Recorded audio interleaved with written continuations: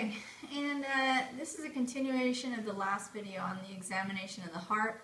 Now at this point we stated that we were going to start with the percussion of the heart. Now keep in mind that just like with the lobes, now we're going to try to identify where the left cardiac border is using this percussion procedure.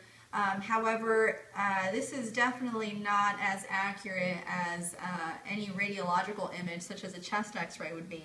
So this would really only be used in the cases where you don't have that available to you. But this is just to be able to note that there is another option if the chest x-ray is not one. So, so let's go ahead and begin here. What you want to do is you're gonna end up going and percussing on the left side from the lateral portion on the axillae over and percuss medially on each intercostal space to see where that cardiac border lies. So whenever you go from resonance to dullness, that's where you would do a marking. So we went ahead and did this prior for the purpose of time. I'll just go ahead and do one, and then you'll see here that I've already outlined the different areas of the left cardiac border that I found, and went ahead and numbered the ribs here just to make it easier to view for me.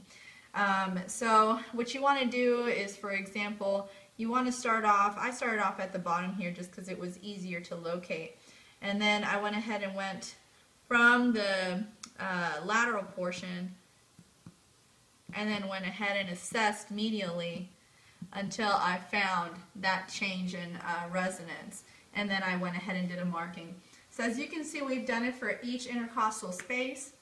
Then you want to go ahead and take a ruler and go ahead and measure on each intercostal space and see that it measures the distance.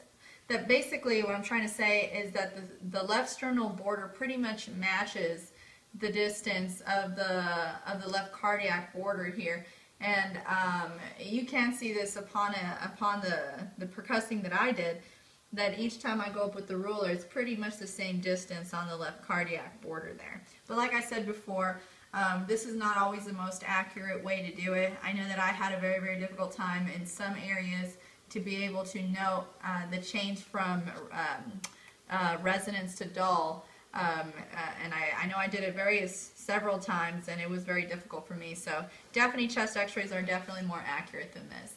So moving on to going ahead and auscultating with a stethoscope using a diaphragm. To begin, we're going to ask the patient to go ahead and sit, to go ahead and sit down in a sitting position, and this is the way that we're going to start to assess. If you want to move back towards the pillow here.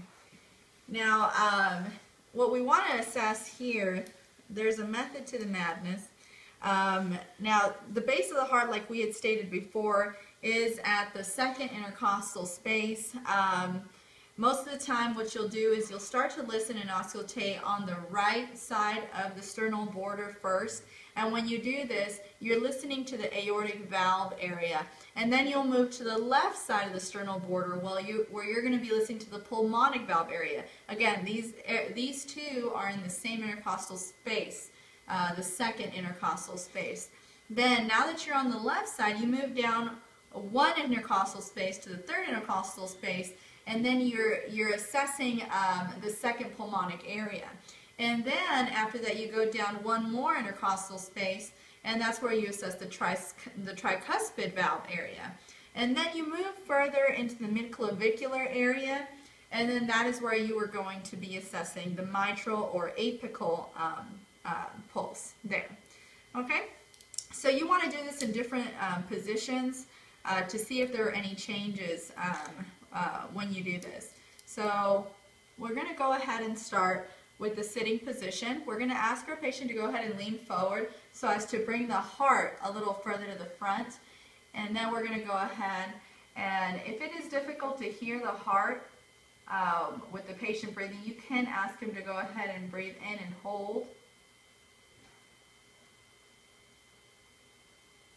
Or breathe out, I'm sorry, and hold. It'll make it easier because the lungs will deflate and it'll be easier to hear the heart. In this case, I can hear it very well.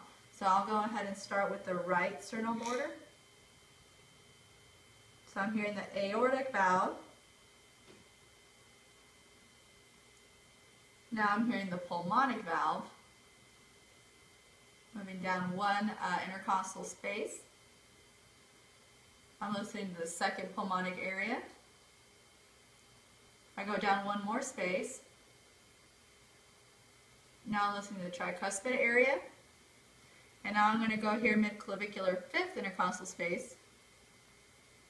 And now I'm listening to the apical pulse, or the mitral valve. Now we're going to go ahead and ask our patient to go ahead and lie down once again.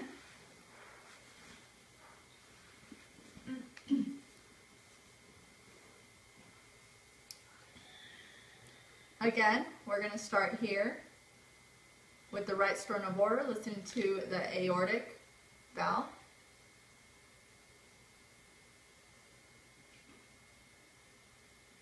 Then move on to the left sternal border, where we're going to listen to the pulmonic valve. Go down one sternal border, or one intercostal space, to the second pulmonic area. Go down one more intercostal space. We're going to listen to the tricuspid area. And then go mid-clavicular to the fifth intercostal space, where we will hear for the apical or mitral area.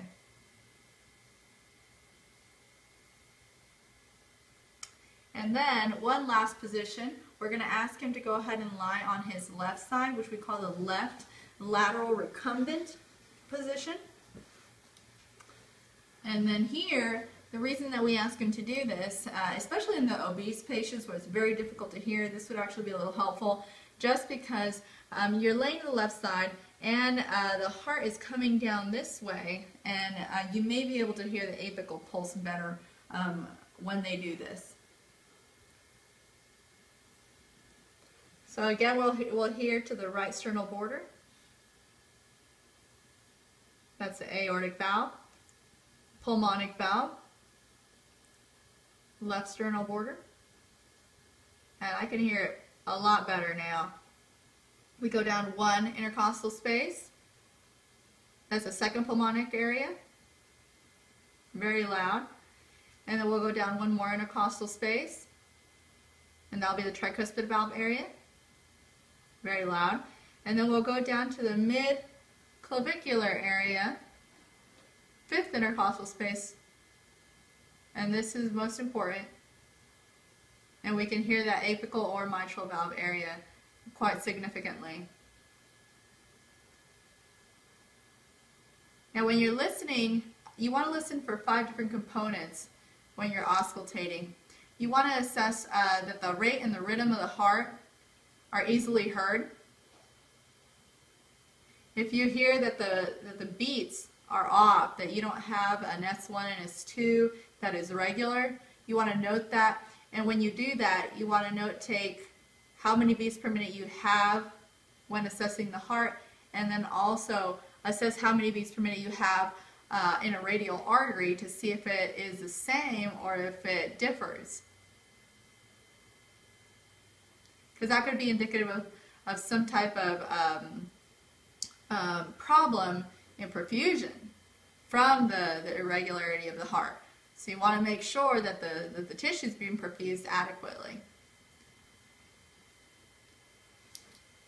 So we're going to go ahead and stop here with this video. We'll go ahead and start with the next video on the other 4 components that we're listening for when auscultating. And tune in for the next one. Thank you.